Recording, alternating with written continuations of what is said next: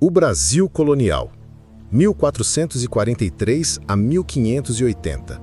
João Fragoso e Maria de Fátima Gouveia. Resumo, parte 6. A Europa que atravessou o Atlântico. A história não contada do Brasil colonial. Imagine o vasto Oceano Atlântico no século XVI. Não como uma barreira, mas como uma grande avenida aquática, pulsante com o movimento. Por ela, não navegavam apenas imponentes frotas reais, mas uma multidão de personagens, comerciantes ambiciosos, aventureiros em busca de fortuna, religiosos zelosos, soldados, artesãos e até aqueles que não tinham escolha, como os degredados. Esta é a história da Europa que realmente atravessou o Atlântico para chegar ao Brasil entre 1500 e 1625. Uma história muito mais complexa e fascinante do que a narrativa tradicional nos contou. Por muito tempo, aprendemos sobre a colonização como um projeto bem organizado de Portugal. Mas a realidade foi bem diferente. Nos primeiros 50 anos, a coroa portuguesa mal olhava para o Brasil. Seu foco, seus sonhos e seus investimentos estavam todos voltados para as riquezas da Índia. Quem deu os primeiros passos na nova terra foram particulares, consórcios de comerciantes que vinham extrair pau-brasil, agindo por conta própria, quase como numa empreitada de negócios. Nesse primeiro momento, o Atlântico era um espaço surpreendentemente livre. Homens de todas as origens, portugueses sim, mas também franceses da Normandia e da Bretanha, espanhóis de Castela e da Galiza, italianos de Gênova e Veneza, navegavam, comerciavam e até conviviam sem que suas nacionalidades fossem um grande problema. Os tratados entre reis, como o de Tordesilhas, existiam no papel, mas na prática, no dia a dia, o que valiam eram os interesses comerciais e as necessidades de sobrevivência. A coroa só acordou para o Brasil quando esses interesses foram ameaçados. Não foi exatamente a França que invadiu, mas grupos de comerciantes e corsários franceses que, agindo por conta própria, começaram a estabelecer feitorias e a desafiar o comércio português. Foi essa pressão, vinda de baixo, dos próprios comerciantes lesados, que forçou Lisboa a agir.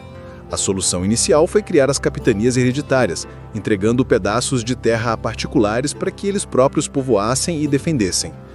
Quando isso não foi suficiente, a coroa decidiu intervir diretamente, criando o Governo Geral em 1549. A colonização sistemática do Brasil começou, portanto, não por um plano grandioso, mas como uma reação a uma ameaça concreta. Mas quem eram essas pessoas que se arriscavam na travessia? As estimativas são surpreendentes. Em 1585, toda a população europeia no Brasil era de apenas 25 a 30 mil pessoas, concentradas principalmente no Nordeste, um número pequeno para um território imenso. Para chegar a isso, porém, uma multidão havia cruzado o oceano. Estima-se que quase 100 mil pessoas tenham saído de Portugal com destino à América até 1580. O que aconteceu com todos? Aqui entra um dado crucial. A viagem era perigosíssima. Muitos morriam em naufrágios, vítimas de doenças ou de ataques. E muitos dos que chegavam não ficavam. Ou retornavam a Portugal, ou partiam para outras colônias, ou se dispersavam pelo continente. A taxa de fixação era baixa, em torno de apenas 38%. Cruzar o Atlântico era uma aventura de risco extremo. Esses migrantes eram, na sua grande maioria, homens jovens. A imigração de mulheres era baixa, o que ajuda a explicar a rápida miscigenação com mulheres indígenas e africanas. Eles vinham de todas as partes de Portugal, mas não só. E não eram apenas pobres ou degredados. Havia uma grande parcela de pessoas de classe média, aqueles que podiam bancar a viagem, além de soldados, funcionários administrativos e religiosos. E a forma como se estabeleceram variou muito de lugar para lugar.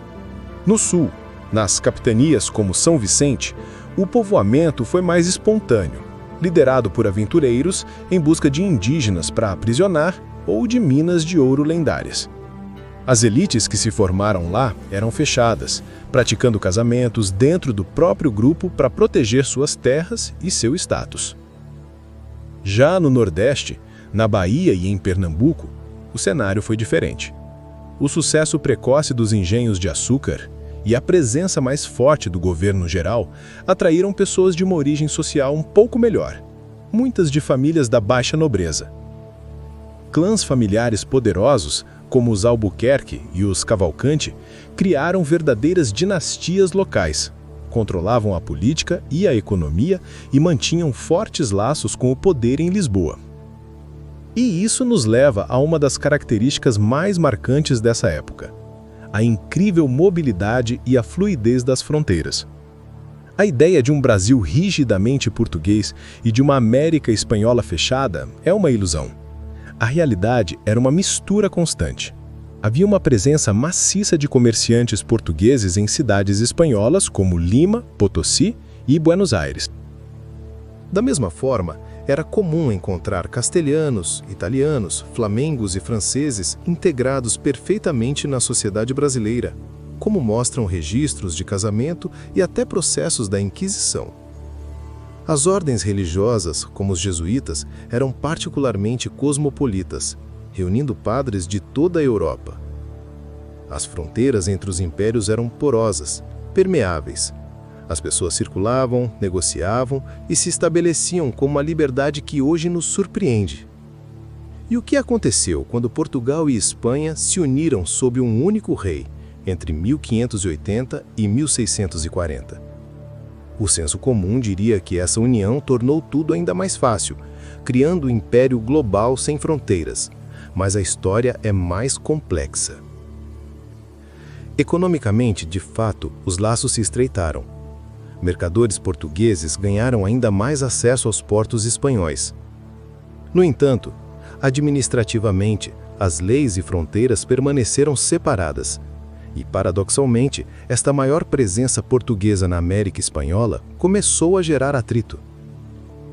A elite local viu os recém-chegados como concorrentes indesejados. Em tempos de guerra, especialmente contra os holandeses, os portugueses eram vistos com desconfiança, como potenciais traidores. Esta tensão levou até uma onda de perseguições, muitas vezes usando a Inquisição como arpão, acusando os comerciantes portugueses de praticarem o judaísmo em segredo. O período da União Ibérica não foi, portanto, uma era de harmonia total, mas sim o começo de um maior controle e restrição àquela liberdade inicial que havia caracterizado o Atlântico. Em resumo, a Europa que chegou ao Brasil não foi um exército uniforme marchando sobre uma única bandeira. Foi uma torrente diversa e caótica de indivíduos, movidos por sonhos, pela ganância, pela fé ou simplesmente pela necessidade. Suas histórias foram moldadas mais por iniciativas privadas e acasos do que por um grande plano real. A colonização foi um processo fluido, violento e incrivelmente móvel, onde as identidades eram flexíveis e as fronteiras imaginárias. A ordem e as fronteiras nacionais que conhecemos hoje foram se impondo lentamente, a muito custo, sobre essa realidade complexa e vibrante do mundo atlântico. Esta é a história real por trás do Brasil que começava a se formar.